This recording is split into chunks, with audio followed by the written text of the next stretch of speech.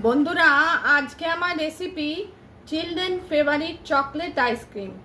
প্রথমে সামার সিজনে সবার স্কুল বন্ধ, এখন ছুটির দিনে, সেই জন্যে আমি এই চকলেট আইসক্রিমটা প্রেজেন্ট করছি।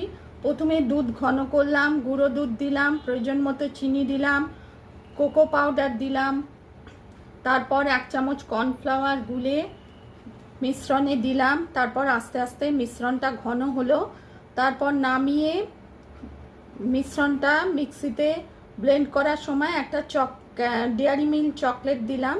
তারপর দিয়ে মিশ্রণটা 2 ঘন্টা ফ্রিজে রেখেছিলাম। তারপর ফ্রিজ থেকে বার করে আবার মিক্সিতে ব্লেন্ড করে এয়ারটাইট কন্টেনারে 8 থেকে 10 ঘন্টা ফ্রিজারে রেখেছিলাম। তৈরি হলো চকলেট আইসক্রিম। ওপর থেকে চকো চিপস দিয়ে গার্নিশ করেছি। রেসিপি পছন্দ হলে লাইক করবেন, চ্যানেলটিকে সাবস্ক্রাইব করার অনুরোধ রইল। Delicious chocolate ice cream summer special.